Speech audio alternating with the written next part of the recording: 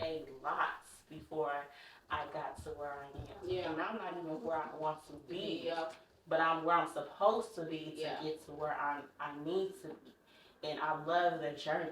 The journey wasn't easy at all. It's still ongoing. It's still, I'm learning me every day. I'm learning to like, give yourself grace too. Yeah. Forgive yourself. You know what I'm saying? I never give myself grace. I extend grace, but I don't give it to myself. You know what I'm saying? And once you start giving yourself grace, you pace yourself. Like, look, I'm on God's plan. I'm on God's time, not mine.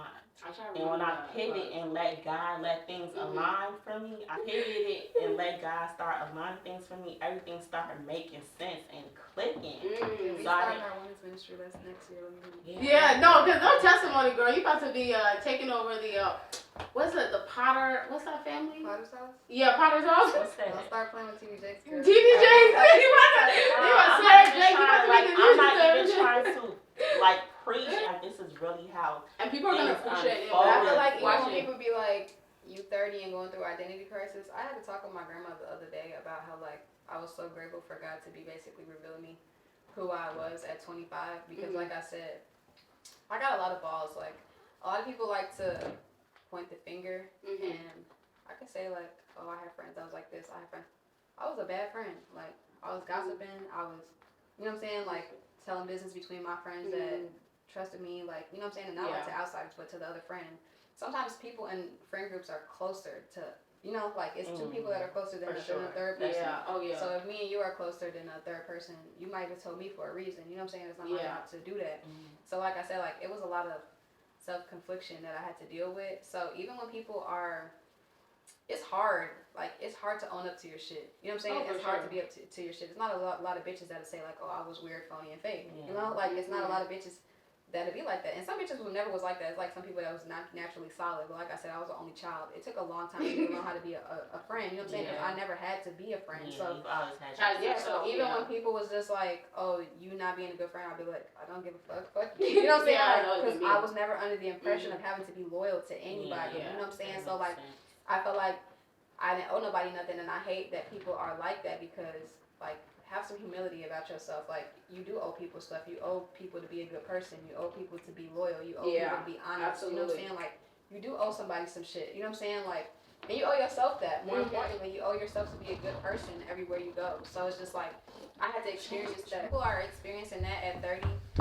It's just because, like, I'm only able to get there because I'm spiritually aware. You know what I'm saying? And it's just like, if you don't have a relationship with God or just a spiritual relationship, period, where you're like can get in a room and get yourself centered, whether it's through prayer, meditation, be a Buddhist. Some people, I mean, some people, like I said, you just gotta go through. You gotta go through shit. You know, like, if you can never get centered, it's like it's hard to know. And then another thing is, I feel like I'm not judging nobody that is even having identity crisis at 35 or 40, is because when you get down to the core, and it's hard to find out who you are, and then it's hard to believe it, and then third, it's hard to be that person, because it's like society is putting in, we're under the influence of being all these different people, you know, just like people are scared to be their own people because nobody wants to be lame. Like, it's just like, you might thrive in this life just being yourself. Like, people forget, like, you know, like, I know I'm, like, weird, I'm, like, my own person, and, like, people be like, "Oh, you weird, this and that," but it's, like, I've always, like,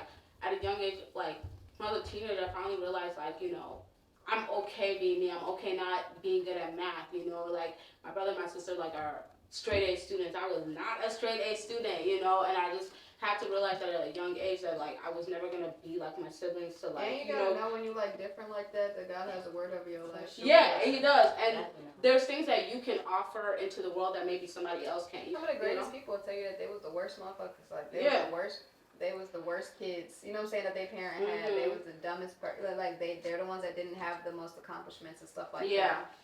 So it's just like, it's just nothing that's happening on accident. You just have to, like, find it out. Figure it out. Exactly. And just fall into place. You say, like, an esthetician deals with, like, on a bad day. Because on social media, right, we see, like, oh, you know, with the glitter, the ring light, you know, everything looks cute, I'm getting money. But, like, what are things, like, as a businesswoman that you've learned, things that you've gone through maybe that you might see on a bad day, per se? if it's not a, you know. A bad day for me. Is it like the money for you, or is it like maybe the client? Bad day for me. It wouldn't even be a bad day. I'd rather say alter day. I'm very accommodating, and I'm very communicative. Yeah, yeah. You know, so I like that. So if something's going on and you're gonna be late, communicate that to me. Mm-hmm. I don't like. It's very rare that I have a no call, no show, but I don't like it. Okay. Cause it's like you could have. Do you charge for that? Like if no call? Cause I absolutely do. Okay, I do because that's you're time. inconveniencing me, and you're inconveniencing someone that needed that time. You know, so I do, and I don't like when people show up to their appointment with another person. That's like, why you gotta do that? What if like, okay, so some people don't think about that, but what if like somebody has like social anxiety, you know what I'm saying? They feel more comfortable maybe having their like sister there or something like that. Would you rather they communicate that with you? I understand, like, especially if you're a first time person. It's weird as hell. You have a stranger head deep in your vagina, like they're your gynecologist, like you get a pap smear. So I understand that could be weird and uncomfortable for some people. So that's why I always try to make it as comfortable as possible. Like, I've had appointments, like, and the appointment is completely silenced, and that's so awkward to me. Cause really? Like, oh, damn. It's so crazy because next you're not gonna say nothing. You would hate me, girl. Okay, what if I do people fall asleep? Because I've never had it done yet. So this one, and that's another thing when you was like, what's like an off day? When people come get facials, that's your quiet time. That's your like meditation time. Your time to relax. And your facial could be anywhere from an hour to an hour and 30 minutes. You're gonna talk for the whole hour and 30 minutes? Girl, God bless your heart. That's what they're doing. Catch your breath. That catch your breath. And it could be on a day where like last week I had like a little off day where I didn't really feel like engaging, but I didn't want a client to feel that, so I engaged. Like, it was a client I hadn't seen in a long time either, so I didn't have a problem with it. But it's like, God damn, you gonna talk the whole hour and 40 minutes? And if you see this, I'm sorry. You know I love you. I love you. But, you know, like, that's your relaxation time. You know, I want you to let your shoulders down and relax. Take you a nap. You may be a hard-working person or a hard-working mom. Probably trying to get this hour and 30 minutes away from your kids. Right. You know, like, just relax and be calm. You could probably touch bases or catch up when you done or something like that. You know, and other typical things like body odor. Okay, have you ever, you personally, because I mean, I'm online, so obviously I see horror stories, people sharing the stories. Have you ever had like somebody come in with like DV or like? Can you ask another question? Okay, I do have another question. Bartender, can I get a Carisha? Can I get a How do you set your prices? Do you set it like how do you find out where like, oh, I'm good enough to be, you know, at the top, you know, charging the top tier price that I'm supposed to be charging, or like how do you figure that out for yourself? Is it like based on like talking to other estheticians or so people I in the always business like doing research? price point based on the franchises, the franchise brands, and sometimes other estheticians. It's very rare that I go to other estheticians and see. A lot of times also I price point based on what my clients' needs are and what I feel like I can afford to make, and also what won't be an inconvenience to them. Like European Wax Center, when I was going to them, they was charging $65. I'm sure they went up since then. But they would do just the wax, nothing else. Sometimes you will still have hair left over. So I'm like, okay, I'm gonna charge $65. Why am I charging this? What is it coming with? Okay, so when I'm charging this, but you're getting this. So I don't charge extra to remove your blackheads and ingrown hairs from your Brazilian area. I feel like you should automatically get that anyway. I get a lot of first time clients that'll be like, hey, I want to book an appointment, but do you charge extra for a butt strip? And it's like, that's a part of that area. It's really people that's doing this without doing that. I mean, like the hairstyle, they've been doing, you know what I'm saying? So these are things that I don't know because I don't too much absorb myself with a lot of other estheticians' work. I kind of just try to focus on my work and what will keep clients coming back to me. Okay. You know what I'm saying? So I price point based off of that. So I don't too much try to raise my prices. I try to like keep it at a medium that's affordable and something that, okay, if I'm charging this, it's not going to take away from me buying some more wax or me making my profit or my revenue for the month. You know, it won't affect me too much, so I do it like this. And I don't too much try to run a lot of specials because you don't want people to come to you because you're running a special. Okay. You know what I'm saying? And again, like, if you're good at what you do, people don't care what you charge. But you also don't want to be outrageous with your prices. Yeah. It just has to make sense. Okay. You know? You don't want to be a lot of times I'll have clients come to me for the first time and will be like, oh, I went to XYZ and she charged this much, but she only did this. And I'll be like, am I charging too much? Right. But you want to like, how they do it in a drug game, like, sorry. No, you're... Like, I had a lot of drug dealer boyfriends. Look, we love it. You know what? You know Big Ange? Yeah. Oh my God, yes, I saw a video, and she said, because Drita was telling her, Drita was like, oh, I'm trying to find like a regular man, and Big Ange was like, no one that dates a guy from the streets can ever date a man that's a regular man. We're gonna go back to that. We're gonna go back to that. Let's get to that too. Yeah. But after I say this, like, you want to charge is gonna keep people going. So if I'm charging $65 for a Brazilian wax, I'm gonna have a fully booked week, a fully booked day, a fully booked month because people like that price point. So I price point based on what is gonna attract my clientele. Like, a lot of clientele, they also compare prices too. Like, well, she charges this, but I'm going to her because she charges this. But don't sell yourself too cheap either because if you sell me, I would never go to someone who's charging $25 or $35 for a Brazilian. Something you don't know what you're doing. Right. You know what I'm saying? It's good. Yeah, no, that's true. So with pricing, I always tell people that have money care about quality. For they don't sure. care about It's price. definitely And people that don't they're have gonna money pay care whatever about for whatever. Like, my long-term clients, my clients who've literally been coming to me since from the beginning, they don't even notice when I change the price, even if it's $5 or $15. They literally don't notice and don't care because they like the work. And they tip on top of that. If you watch Mob Wives, everyone knows Big Ange. Like, everyone fell in love with Big Ange.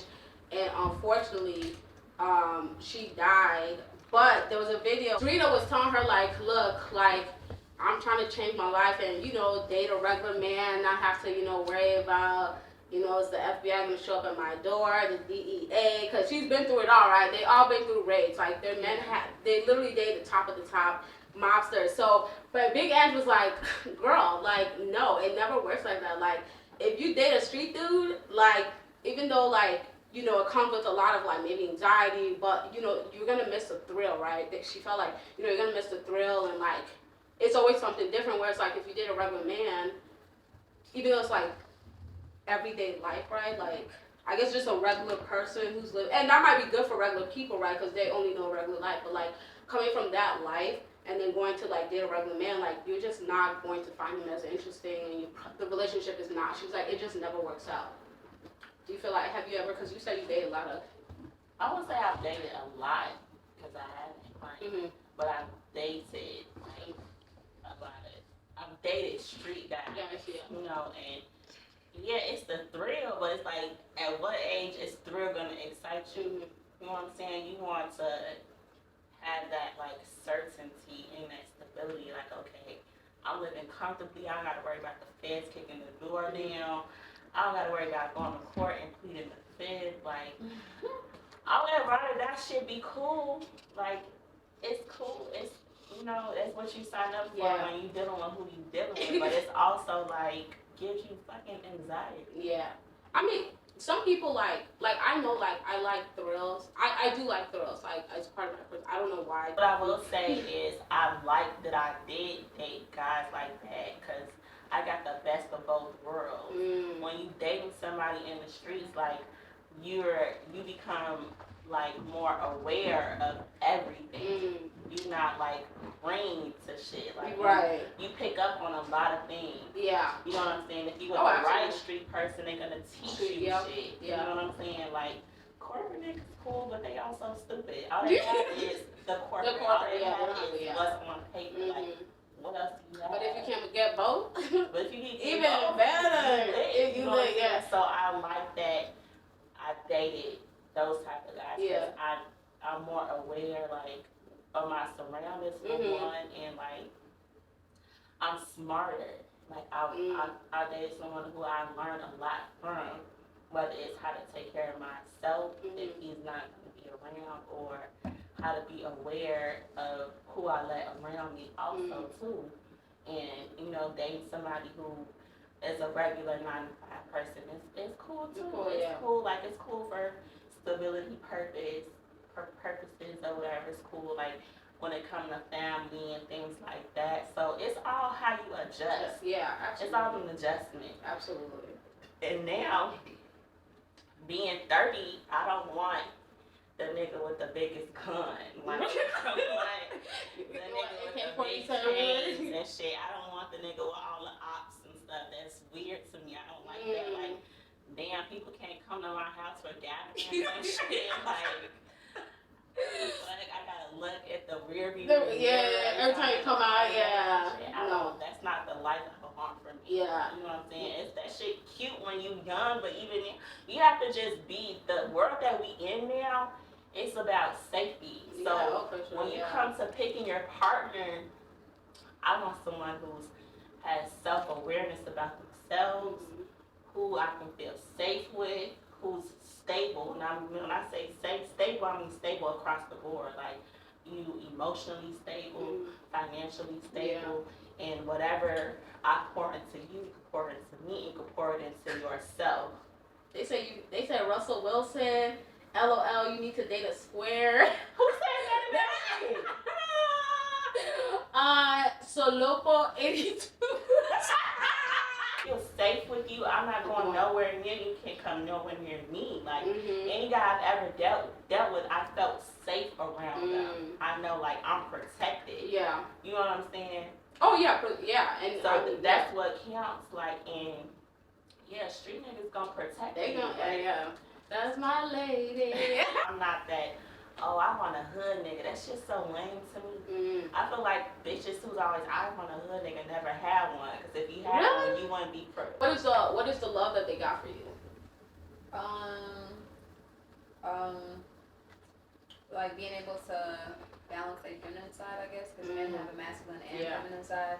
And I ain't been through like none of that, but I don't know. I feel like it's like the breath of fresh air, like the girl that the breath of fresh air, like her being with who he being with right now. Like when they go with the girls who are the total opposite, because it is a breath of fresh air from the block. It's a breath of fresh air from, you know what I'm saying? Like their family and stuff like that. Like people that were just basically on the same type of timing as them all the time, and being able to go into that like soft space, like. Yeah, and just kind of decompress from love and stuff like that. But I'm not interested in that. I'm not interested in safe no host. For sure. No, absolutely not. I feel like we're too grown to be like, especially from like therapy. Like I was gonna say, okay go get some for that therapy. shit. Yeah, that's not on me. I need therapy. Go get you some. Exactly. Yes, and we're in this part of life now where like a lot of men project their trauma on you and try to put the blame on you for whatever shortcomings that they have, and it's like, my nigga, go see the lady before I do something to you. No, actually, no, for real. And it's so, and I don't even say it to try to be funny. Like, it's okay to go to a therapist. It is. Like, I just started going to a therapist, and it's like I can't say if it's working for me or not yet because I've only had a few sessions, but I'm interested to see my growth. Yeah. As I go on this I feel like the only reason that I don't believe in therapy is because I believe in moving on. And how much can I move on if I sit down and keep talking about the shit? Well, you know, I used to think like that. I used to think like, oh, like I feel like therapy is good if you don't know how to move on. You see what I'm saying? But I think Because sometimes they- like Like, the do you traumas really and think stuff. they moved on? I moved on from certain stuff, like certain like the core trauma. Like I'm That don't stop you from thinking Think about about it. it, yeah. I feel like Or therapy like is how more so like for you how to could I have gone about the organize your situation thoughts. better? I feel Yeah. like therapy is not for me because I know what it means to truly forgive. You know what I'm saying? So if you're And gonna that's forgive, what I had That's to how- master. that's Yeah, how- I that's had how to I master, feel, though. like how to forgive. Like I I would feel like say, the like best I way to forgive forgive- Yeah, things, but I still like it'll still trigger me. Like some things will still. I'm an trigger out me. of sight, Some out of things- mind kind of girl. I'm out of sight, out of Mhm. mind with my feelings, but not as far as what I forgive and choose to let go. Especially if like the person, whoever wronged me, hasn't like. They said late night show now. We started late. Sorry, y'all. Especially if the person who wronged me then like, take accountability for how they wronged me. Yeah. But sometimes you have to just move on from that anyway. Mhm. You know, so I think therapy is more so for me to and a lot of people organize don't my know that. thoughts. Yeah. I feel like a lot of people don't know that forgiveness is for yourself because Yeah. I didn't. It I is. didn't. I Yeah, always it is. like, Yeah. it's for the other person. I'm not Yeah. forgiving them because they gonna do And half the shit time you again. don't even need to tell them you forgive them. You just it's just like I feel like if you it's a don't like belief know in how your to heart, right? forgive From and it. let go, you blocking your own blessings and you blocking yourself from thriving. it's crazy because I feel like forgiveness is really it's really when you start humanizing people and remove the title. Like, oh, you was my man, so you're supposed to be like this. And I had to do that with my mom. Like, I was sticking to her being a mom, and I feel like now that I'm a mom, it's kind of selfish that like people like only take you to be as a mom. You know what I'm saying? Like your only expectation in life is to be as a mom. Mm. And I have to really humanize my mom, and like I said, like by humanize means snatch the title away and acknowledge her as a real person, Yeah. and realize that her mom did some shit to her. You know what I'm saying? Like she was hurting. She was having a baby at 16 and 17, and then my dad traumatized her some more. You know what I'm saying? Yeah. By not being a good man to her and stuff like that. So it's like nobody really wants a baby at 16, 17, and it's like, damn, you gotta think about it like, damn, I was a baby that wasn't wanted, but at the end of the day, like, I mean, it's not really her plan. You know what I'm saying? Like, Yeah. it's God's plan. Exactly, Like, right. that's whose kid you really Yeah, are you when you think. get planted, and you know what I'm saying? The seed sows itself. Mm-hmm. But I had to humanize her. Nobody really wants a baby at 16 or 17, so how could I expect her to be so affectionate and Right. absorbed And life and is like, so you know, hard and that like you trying to happy figure yourself out. with me and stuff like that? Or how could I expect her to be like that while she's going through heartbreak? You know what I'm Yeah. saying? Because she's only 16 Mhm. and 17, and my dad is wilding out. You know what I'm saying? Like, Yeah. he's a teenager. They're Yeah. teenagers. And then how could I, you know, like expect her to be this type of mom when you're getting pregnant